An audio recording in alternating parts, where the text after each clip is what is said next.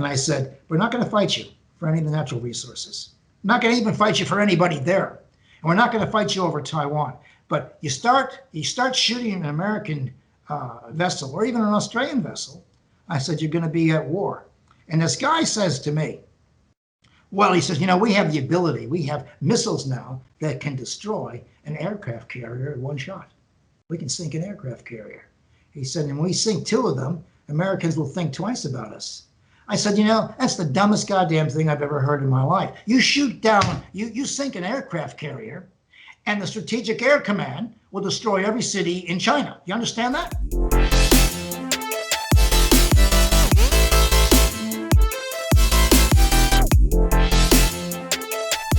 G'day and welcome to episode 42 of The Other Side. I'm Damien Curry. In this episode, part 1 of an in-depth interview with renowned Australian-American international diplomacy professor Joseph Siracusa. Joe will help us put the current behaviour of China into a wider historical context. Professor Siracusa has spent 48 years in Australian universities, and he's an expert on China and the US. He's born in America, and he has a unique and deep understanding of where Australia sits in all of this. It's a great interview. We're very lucky to have him on the show, and we'll run it across 2 episodes. This one and episode 44 coming up in about a week's time.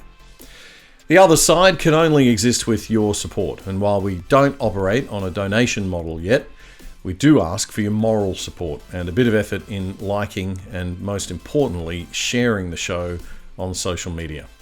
If you think the ideas we're presenting are important, please follow, subscribe, and share. Or if you're afraid of the intolerance on social media these days and backlash because you dare to consider the other side of things, maybe a private message or a group email to a bunch of like-minded friends may be the way to go. In any case, we're growing by the day. I'm grateful for that, and so I'm going to be committed to keep volunteering my time to do this show if you guys are committed to help us get the word out. So, what is the latest with China? At the G7 meeting of world leaders, US President Joe Biden encouraged rich countries to offer poor countries a more attractive alternative to China's Belt and Road Initiative, under which China provides loans and investment to poor countries to help them develop and build infrastructure. Biden and the G7 have agreed to form their own kind of Belt and Road Initiative to build hundreds of billions of dollars worth of infrastructure in the developing world. Only, they say they're going to do it on greener, friendlier, and more transparent terms. But guess what they're going to call it? They're going to call it Build Back Better World, or B3W for short. Now, Build Back Better, as people who watch The Other Side and The People's Project and Discernible's other shows would know, is the catchphrase coined by the World Economic Forum's Great Reset. Now, this isn't a conspiracy theory, remember. The Great Reset is a real thing with its own website, and the WEF are very proud of it. But for a guy like me who's suspicious of big government and big corporate elites joining forces to build a better world for us little people, it's all just a bit too creepy how many times we hear this phrase, build back better, and how many times we heard it during the G7 meeting. Anyway, this B3W is all very fuzzy at the moment. There's no official body being set up to drive this new initiative or anything, nor any idea where the money's going to come from. But we've got that brand name, B3W, to combat the BRI. Hooray! Also at the G7 summit in the UK last week, Joe Biden pushed world leaders to call out China over allegations of forced labour, that's slavery, with the Uyghurs in Xinjiang province. How aggressively to address China has divided world leaders though. French President Emmanuel Macron wants a more cautious approach, as the French always do.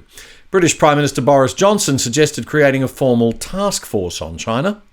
Japan wants a more hardline stance to be taken, but German Chancellor Angela Merkel wants a more positive approach towards the communists, as socialists always do. And in the final G7 communique, the G7 leaders demanded, quote, a timely, transparent, expert-led and science-based WHO-convened COVID-19 origins study. They also said, quote, "We will promote our values, including by calling on China to respect human rights and fundamental freedoms, especially in relation to Xinjiang and those rights, freedoms and high degree of autonomy for Hong Kong enshrined in the Sino-British Joint Declaration," back in 1997, the G7 said. News also came earlier this week that Australia's peak science body, the CSIRO, is going to end research collaboration with China's top marine science institute. Why? Well, because the Aussie spy agency ASIO has warned that it could help the Chinese Navy hunt down Australian submarines. A 5-year research agreement between the CSIRO's Centre for Southern Hemisphere Oceans Research in Tasmania and the Qingdao National Marine Laboratory of China will not be renewed when it expires next year. The Qingdao Lab has very strong links with the Chinese military. Communist China's president, Xi Jinping, started a thing in 2008 called the 1,000 Talents Program, under which China tries to lure overseas high-level talent. Now, that's not a stupid thing for any country to do. But Dr. Kai Wengju has been in Australia working for the CSIRO since 1990. He heads this Centre for Southern Hemisphere Ocean Research in Hobart. And according to a report in The Australian, Dr. Kai, no doubt a lovely man, has been named in multiple Chinese language reports, though, as being part of that special talent scheme. And ASPI, the Australian Strategic Policy Institute, which keeps an eye on China, says the laboratories worked on defence research with China's Navy's Submarine Academy. So it's all just a bit too close for comfort. Meantime, on the COVID front, the Wall Street Journal reports that China has been accused by Taiwan of manipulating the humanitarian and economic chaos caused by COVID in order to increase its political clout, while continuing to lie about where the virus originated. Taiwan's Foreign Affairs Minister says China has capitalized on the COVID crisis to make impoverished island nations in our region more reliant on it for healthcare and vaccinations. The Taiwanese minister says there's no doubt that COVID came from Wuhan. Taiwan's scientists noticed from internet discussions in China that there were SARS-like symptoms happening there in late 2019. But China continued to keep it secret from the world for months, and it was the Taiwanese scientists who first contacted the World Health Organization in January 2020 to alert them. Taiwan's foreign minister says that every responsible government in the world should be working together to demand an independent investigation to pinpoint the precise origin of the virus. But the minister told the newspaper that China doesn't operate that way. Quote, "Anything Beijing believes could be seen as embarrassing to the Chinese government, it'll try to cover up."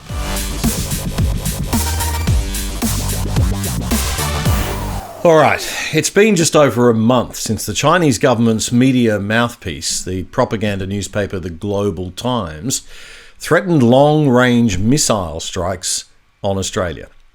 In an editorial from its editor-in-chief, Hu Shijin, the newspaper said that if Australia sends its troops to defend Taiwan, should a military conflict break out between the Communist Party's forces and those of Taiwan, China should lob missiles into Australia on military and strategic targets.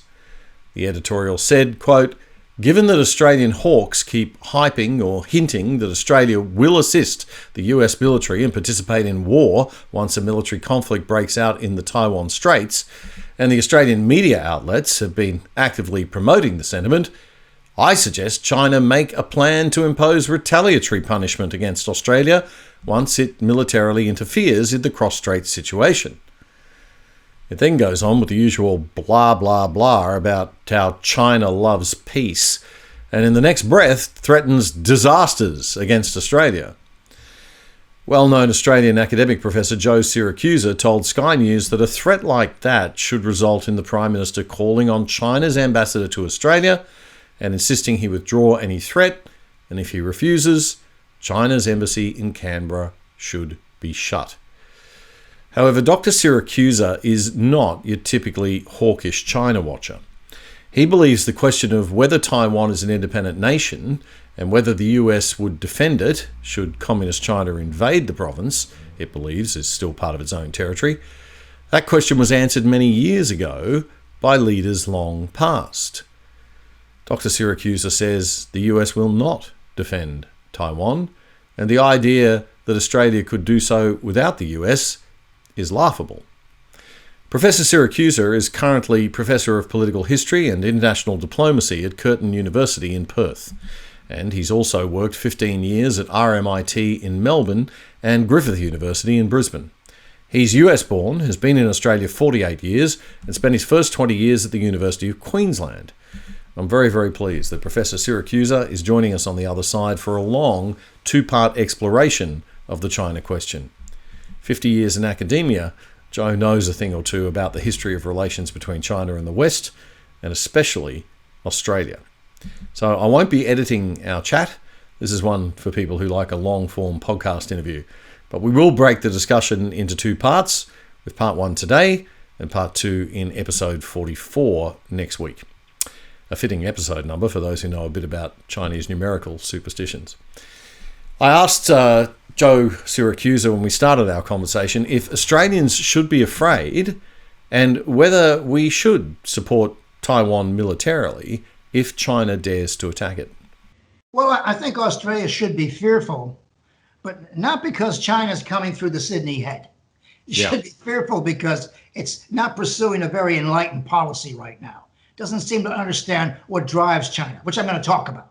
Okay. It doesn't seem to understand the nature of Sino-American relations. Seems to me that Australia is at the tail end of Sino-American relations. That is, it's going to follow the United States into this. And sometimes it goes ahead, sometimes it stays back, but it's completely embedded and et cetera. So what do we need to know? What do we need to know that we don't know about Sino-American relations? I guess we've got to go back to Nixon, right? What we do, we have to go back. Now, I look very closely at the Australian media, and I look at the university curriculums and things like that. And it's very hard for younger people who want to get into foreign policy to study Sino-American relations or even Chinese politics. Australian universities don't cater to the geopolitical courses you might find at King's College in England or Oxford or Berkeley or the John Kennedy Center at Harvard, et cetera. Now, what people don't seem to know, and I know this because when I look very closely at Lowy and Aspie and all these things, I'm looking at who's writing and what they're saying.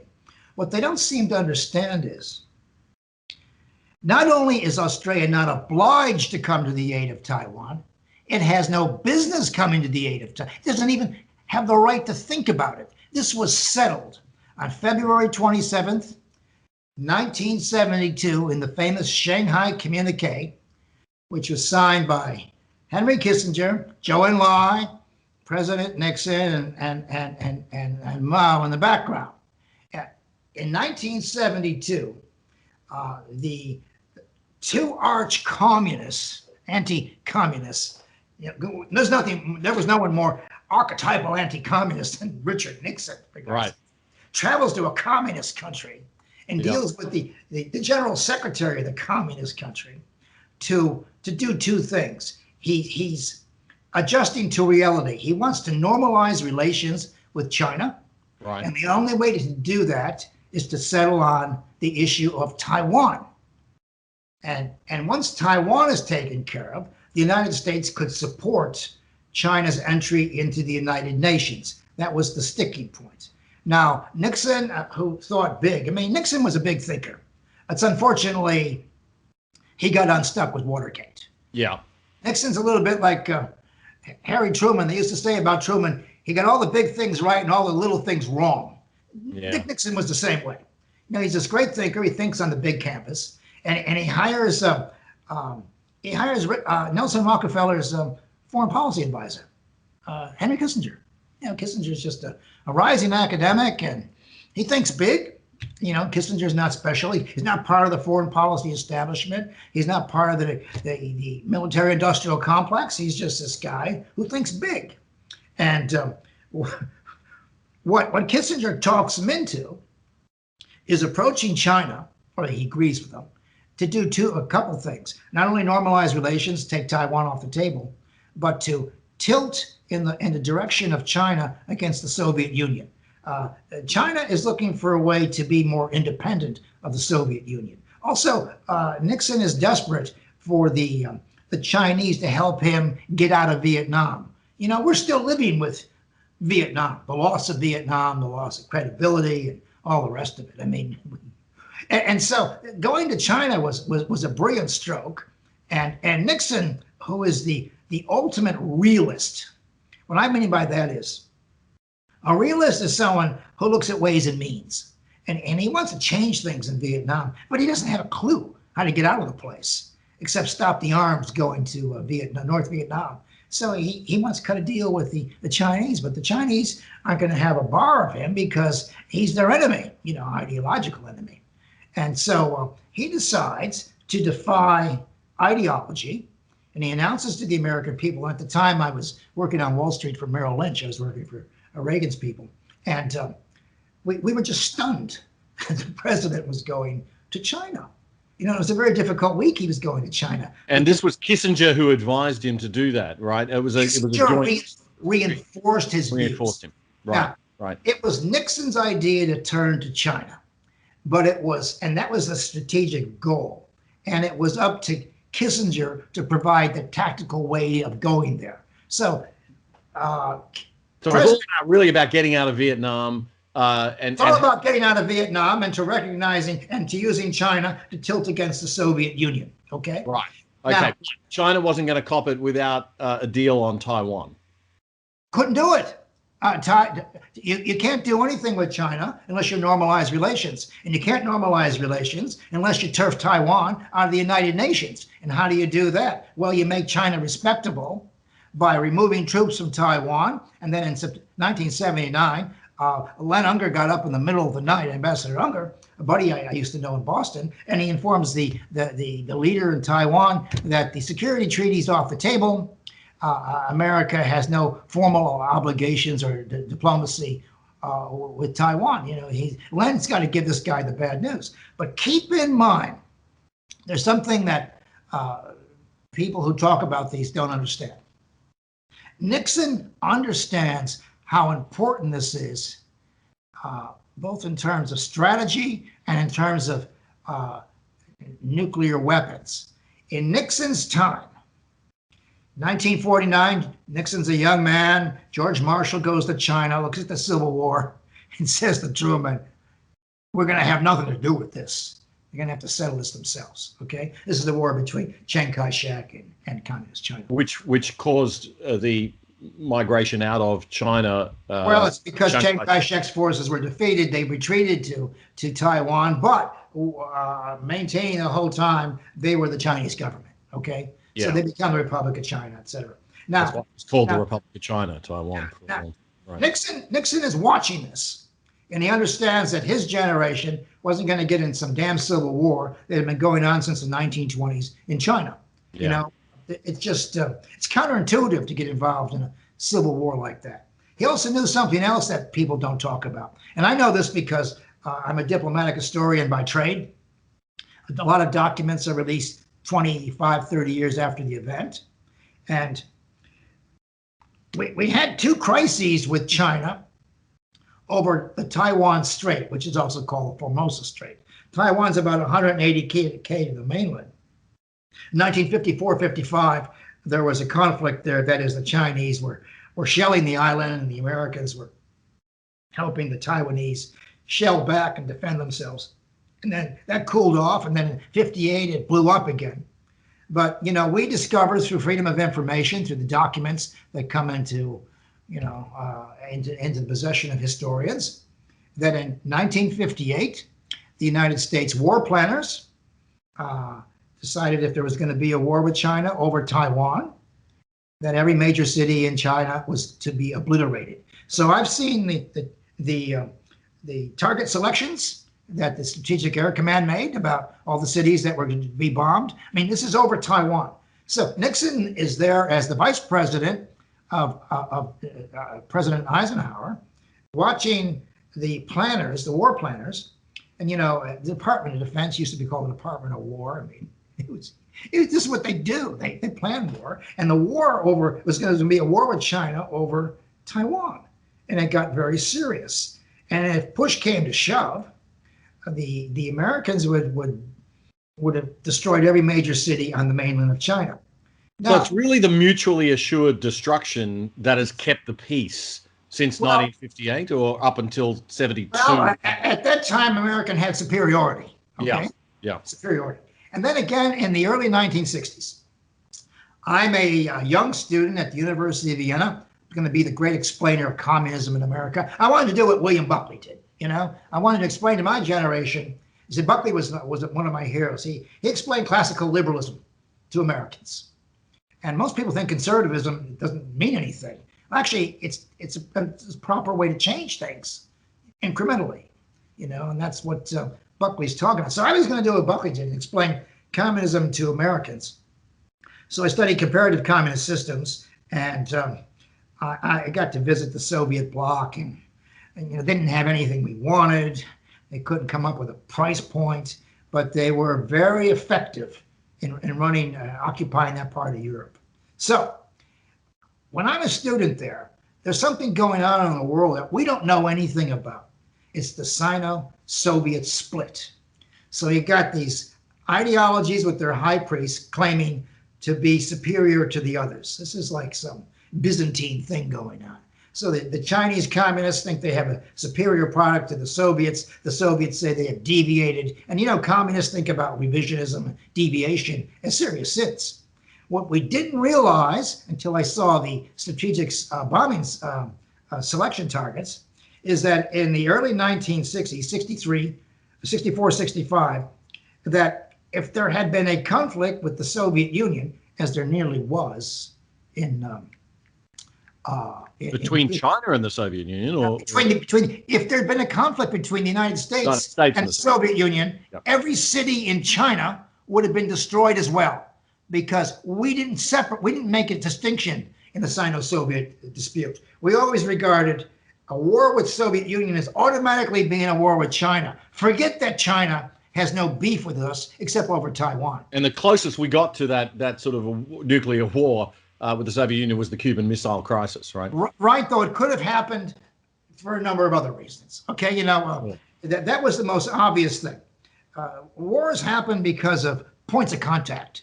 And, America could have had points of contact with the Soviets, and I always, I've written lots of books about nuclear weapons, and there's always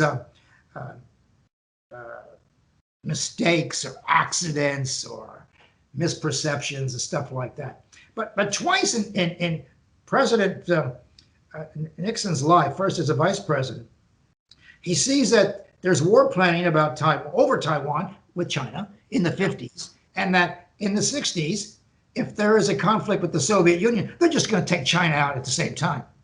And I've seen in those nuclear utilization target selection reports, they're going to take out all the Polish cities too. I mean, it's unbelievable what the American High Command was empowered to do. Okay, so he has seen that in his lifetime. Nixon has seen in his lifetime that the basic bone of contention with China, that's aside from the Chinese volunteers who came across the line in September 1950 in Korea, aside from their participation in that war, there was no conflict with China. Okay, there was no conflict. China is vying for communist influence in Asia, South Asia, and Vietnam, and places like that. That's not it. The problem is Taiwan, and Taiwan is this place where Chiang Kai-shek goes, and it's always been part of China. And so in President Nixon's mind, if he can settle with China over Taiwan, he then removes the entire casus belli for a war with China. It's the only point of conflict is coming to the aid of Taiwan, because there is no point of conflict.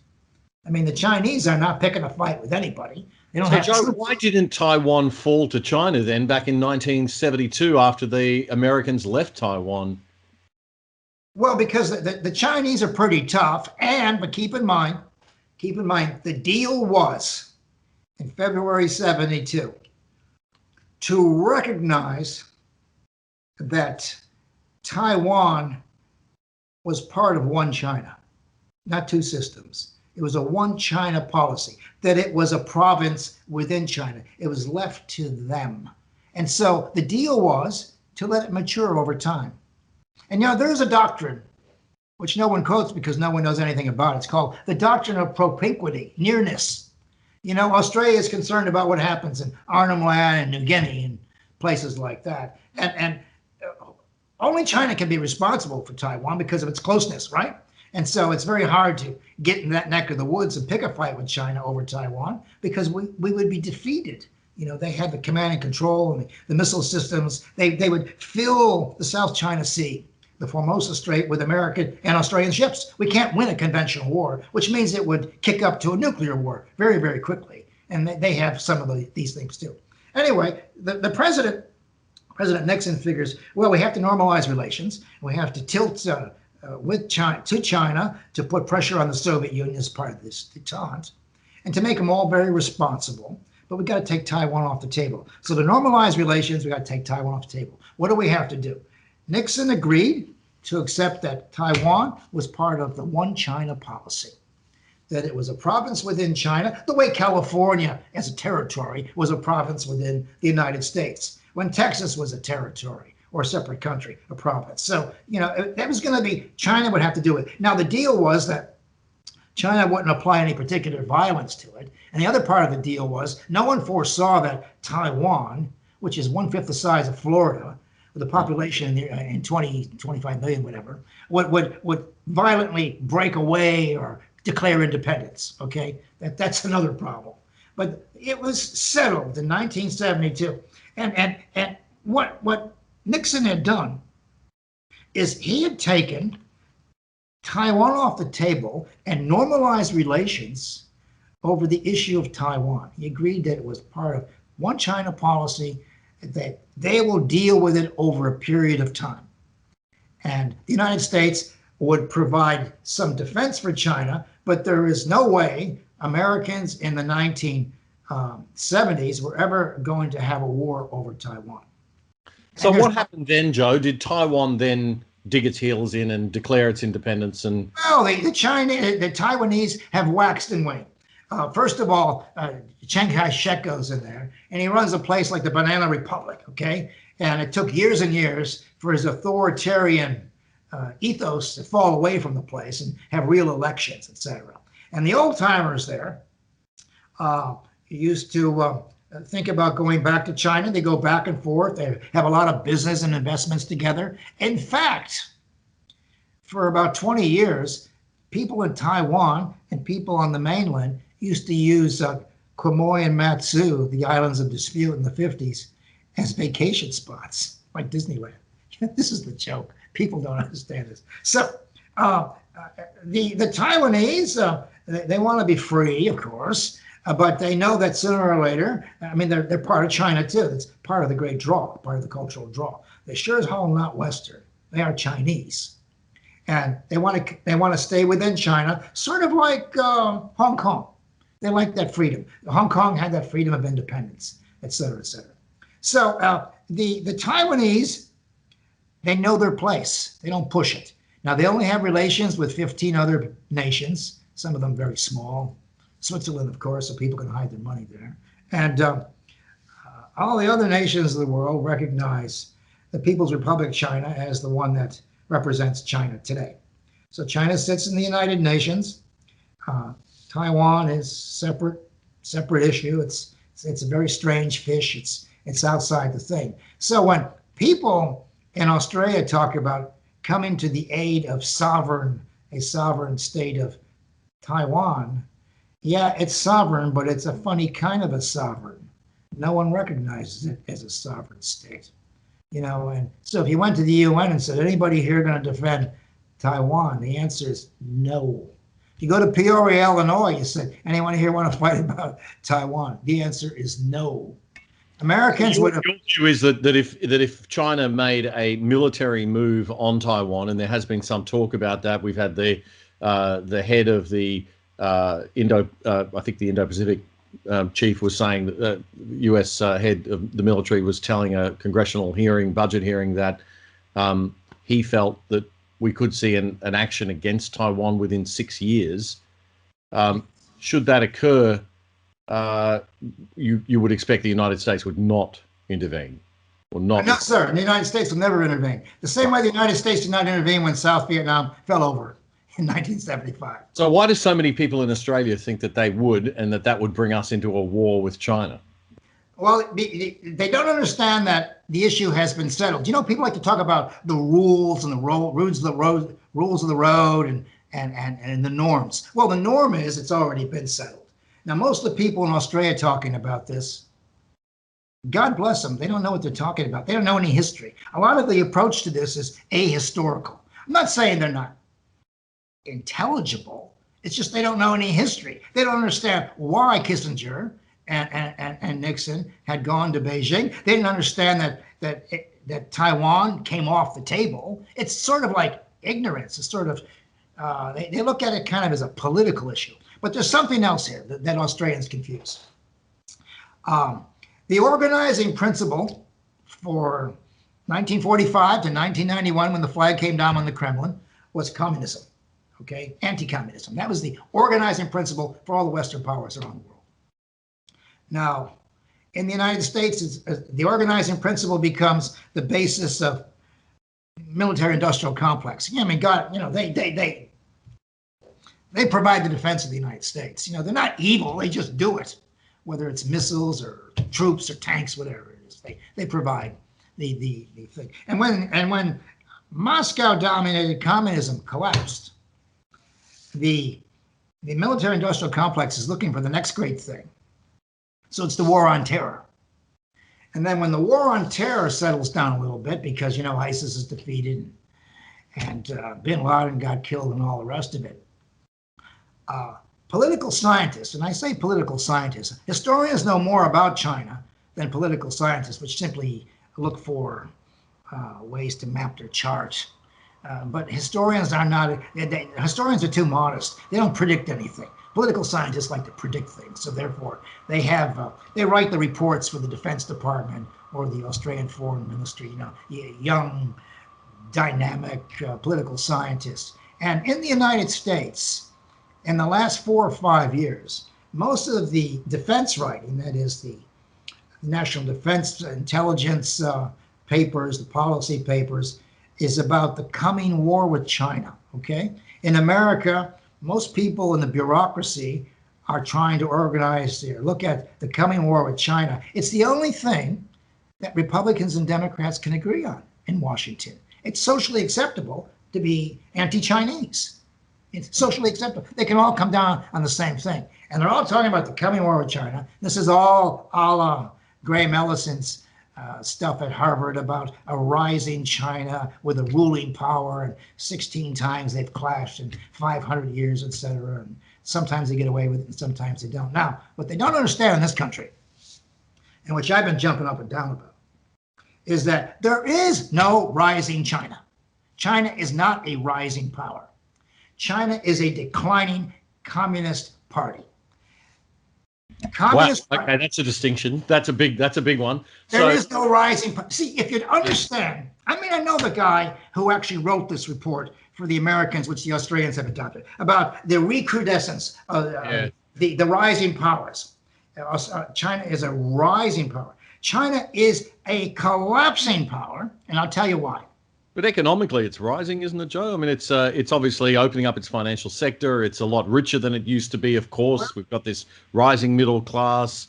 I mean, it's been rising, 7% GDP growth year on year for. You can't have democracy without capitalism, but you can have capitalism without democracy. Okay? You sure can. Yeah, that's a sad truth. Now, I didn't make that up. I stole that from Arthur Schlesinger said that in an op-ed piece in 1975 or something like that. Now, this is the thing.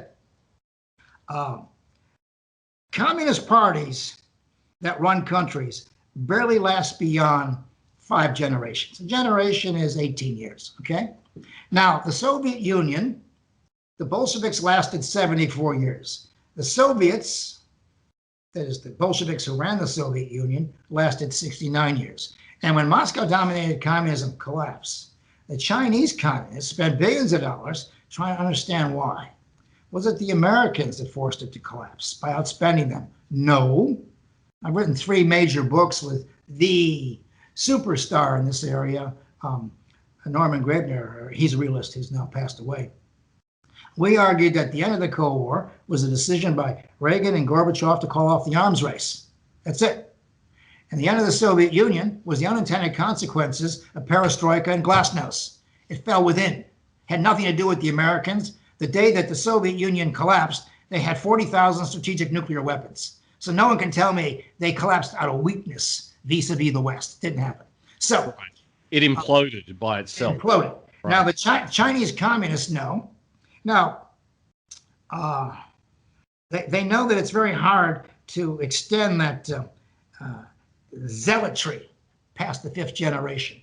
I learned that when I was studying comparative communist systems. I looked at communist parties all over the world. And beyond the 5th generation, and it's Max Weber, I'm using his definition of as a generation, 18 years.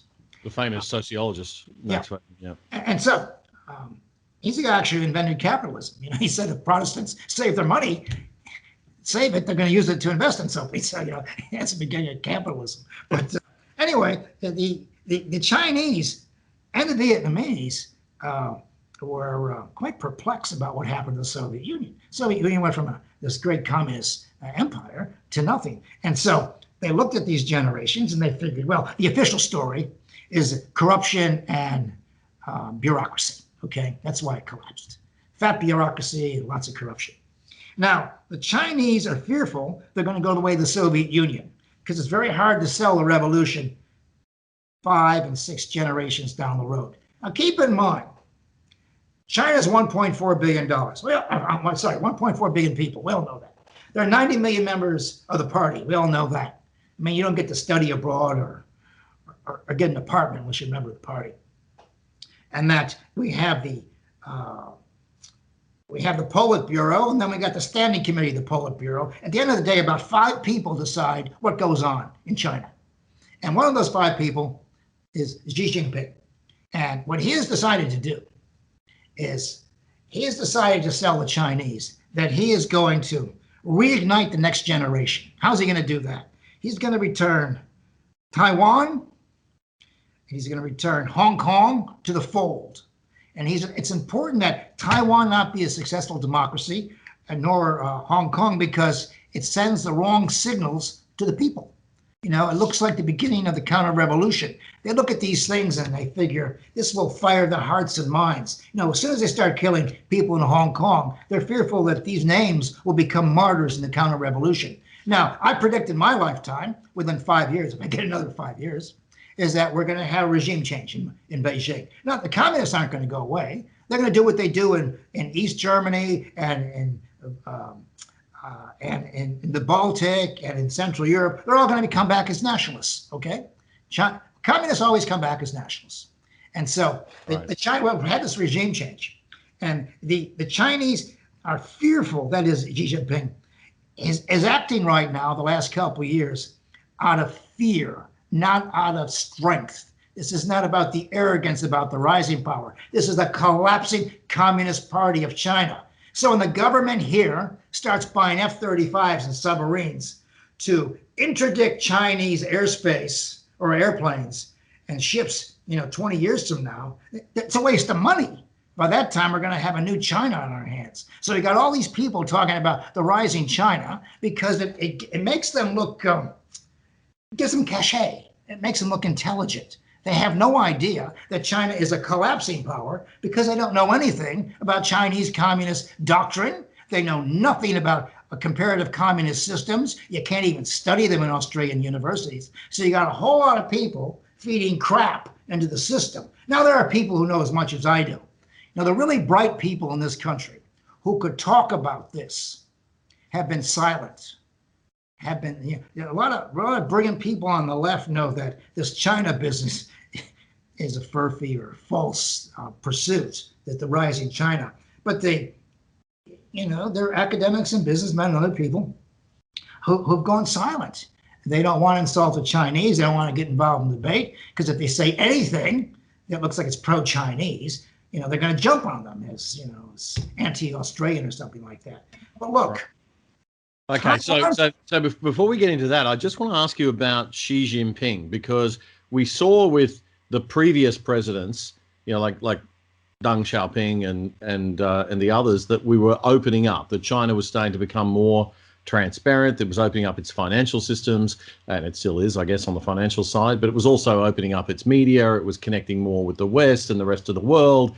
We saw this sort of new progression towards a different kind of communism, with capitalism with Chinese characteristics, I guess.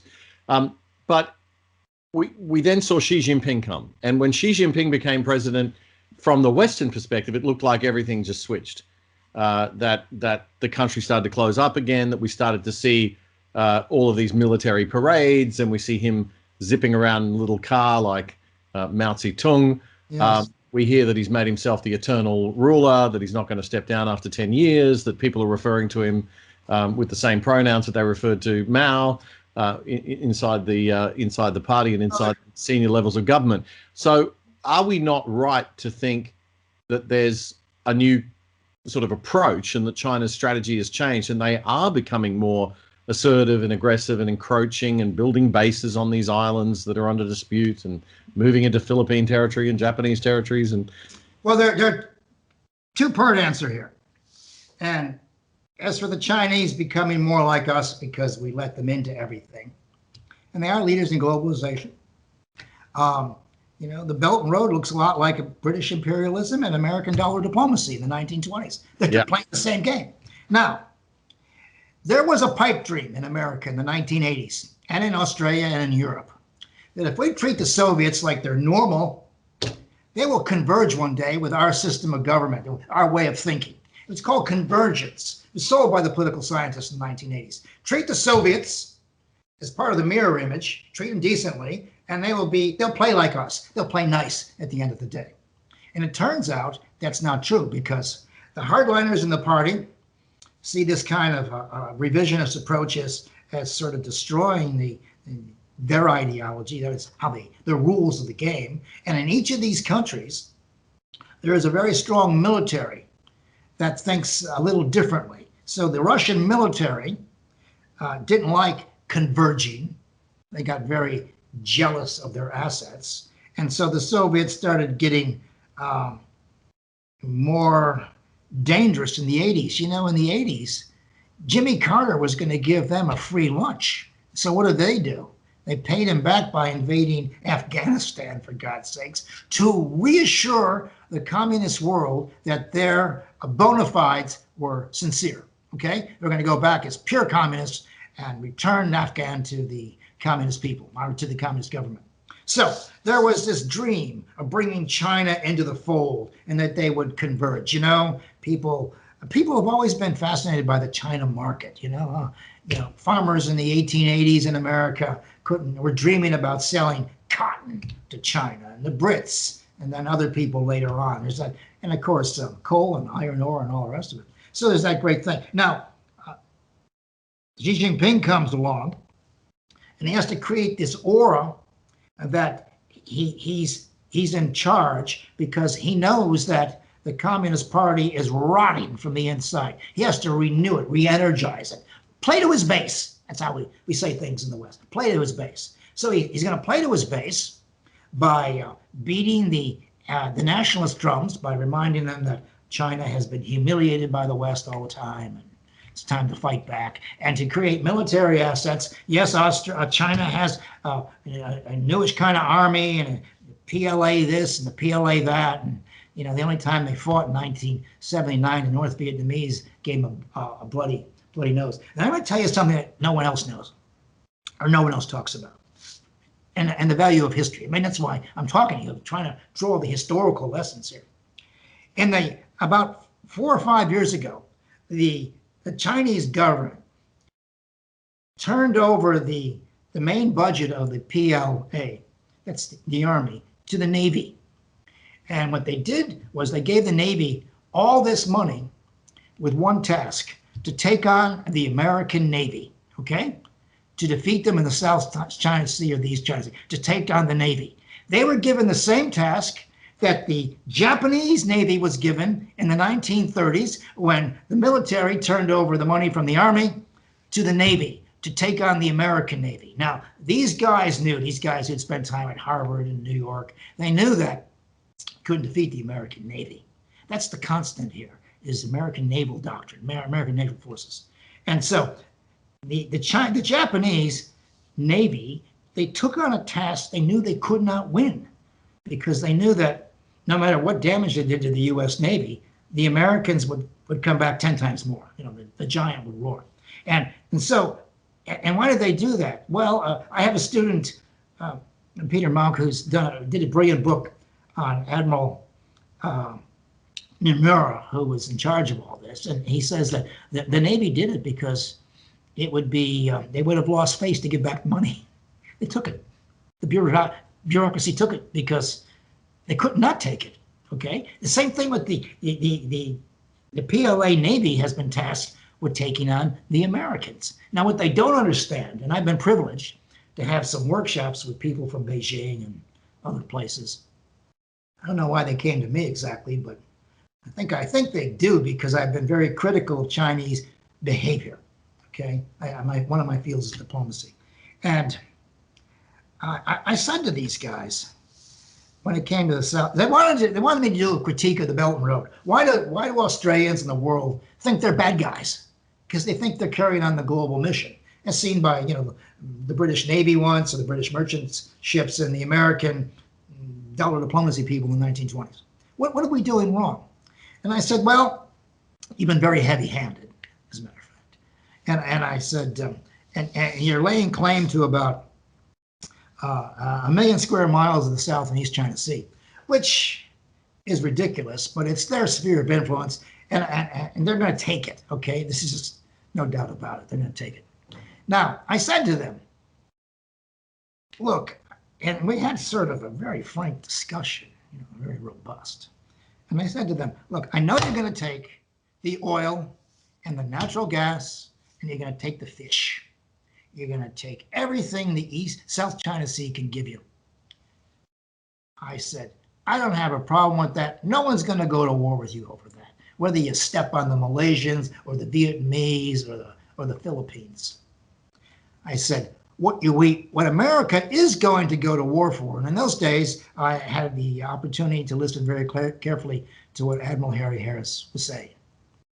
And I said, when Admiral Harris wants to go through the South China Sea as part of freedom of navigation, I said, you let him go. See what they did with those little islands. They created these little islands so they can claim not only the economic zone around them, which goes 200 miles, but they wanted to claim that when you go into these zones, you have to ask permission if you have a submarine or a ship coming through.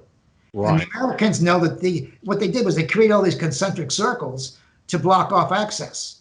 And I said, the American Navy wants freedom of navigation. That is the only reason America will go to war with China, is over freedom of navigation. That was part of the DNA in the 1790s against the Barbary pirates. It's part of the DNA going to war with Germany in 1917. It was the same deal going to war with the Japanese in 1941. It's freedom of navigation. It's not about Taiwan, which is off the table. And it's not about the nature of China, because China is run by an organization that's losing its footing because it can't find the fifth or sixth generation to develop that kind of fervor. They think there's a counter revolution being established around them, and they are right, as a matter of fact, because they see these other protests as part of the counterterrorism.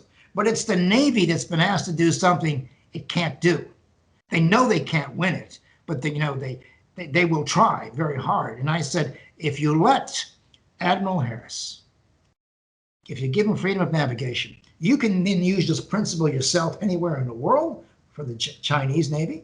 I said it will serve you the way it's served the Americans and the British and anybody before them.